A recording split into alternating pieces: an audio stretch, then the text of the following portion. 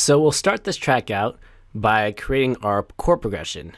Now, you can start out the track in many different ways. Some people like to use percussion, some people like to start with the lead, some people just like to mess around with sounds. In this case, because we're going for a Marshmallow style track, I figured we'd just steal a chord progression from one of his songs and then just kind of riff off that and make something in his style. So the chord progression we're stealing from is actually from his track Happier, which is by far his most well-known song. And this is actually something completely legal you can do. Legal, not illegal. Probably English sometimes. You can't actually copyright chord progressions because there's just not a whole lot of them. And if you ever seen those YouTube videos of common songs being played by the same 3 or 4 chord progressions, you'll know that it's kind of hard to make a song without making a chord progression that sounds like somebody else's.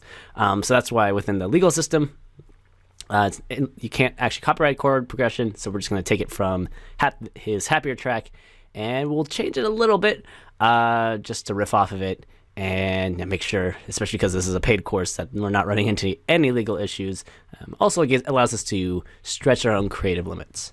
So to start off, we're going to actually lower our BPM up here. Lower this down to 100.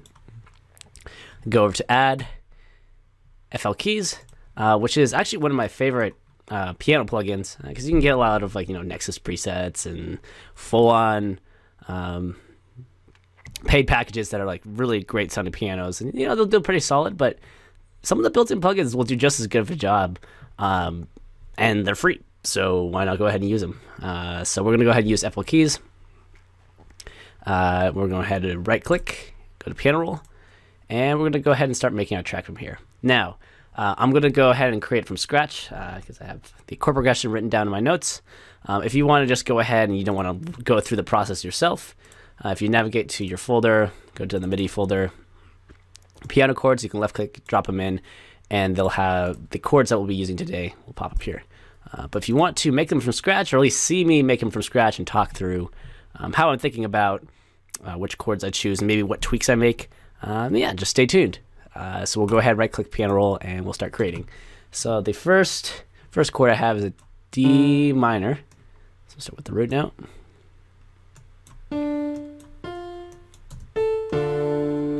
And we'll do a first inversion. So that all that means is just we're taking the A from the top, moving it down. And if you didn't already know that, you can actually, if you have a basic chord, again, this is assuming you know some basic music theory. But if you have like a D minor chord, you can take the notes and you can rearrange them. So like this D, I can move it up here if I really wanted to. I'll move it down, move the F somewhere else, yada yada. In this case, I'm just going to take the A and drop it down. So we'll have our D minor. Now, next chord we're going to be working with, it's going to be kind of a transition chord. It's going to go to an E.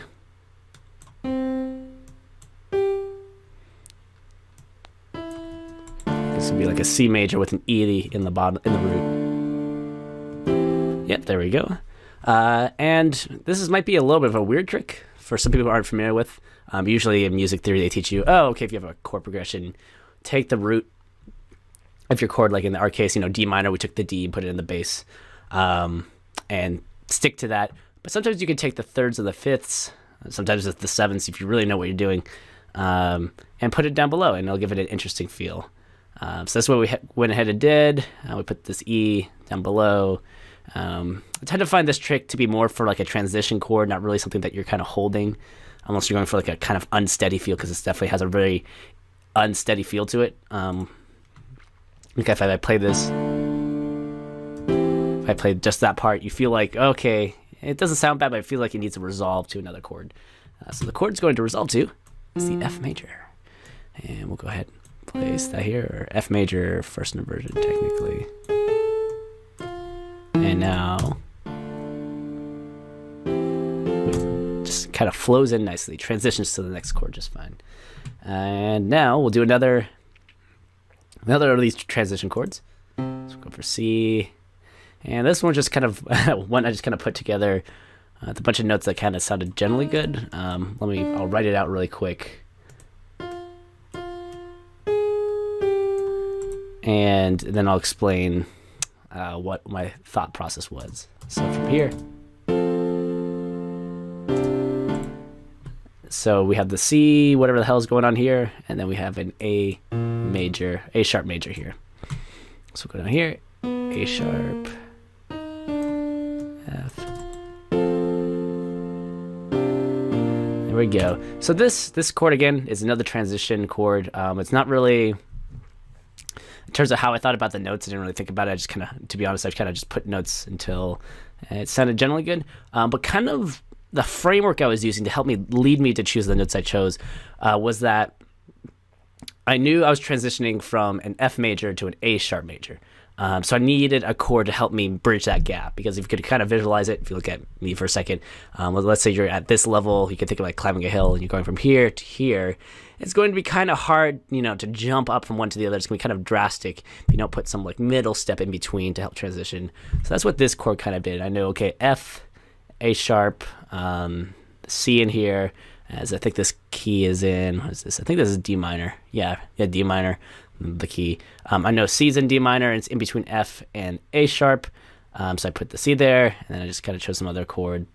Other notes kind of did the same things from the C, A sharp. Like I could technically move this D, so let's say an A, and it would sound, bad as good. See, that would work just as well as, let's say, this. So it really comes down to just play around with it, whichever one sounds better to you. But the overall framework I was using is like, okay, I'm going from this chord to this chord. What are notes I can use to help me transition to that? So yeah, that's a little bit another cool trick. Now I'm going to go ahead and just continue with the chord progression. In this case, it's kind of it's like a C majors with some other notes added in. It goes back to F, or A, sharp major. And then we go back to C major. Keep it simple.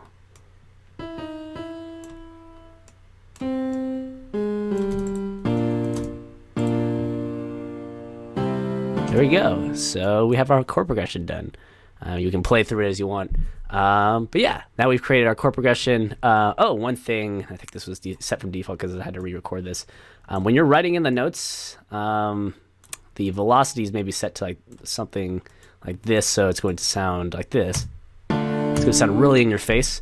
If we listen to the beginning of Happier, it's kind of a quiet soft piano, and the way you do this is just go ahead and left click on each of the notes, or you can right click and hold to drag all these to the same. So we'll just go ahead and left click. And that will adjust the velocities in such a way that you'll have a softer feel. And there you go. So yeah, that's the chord progression that we'll be using today. So the rest of the track will be built around that.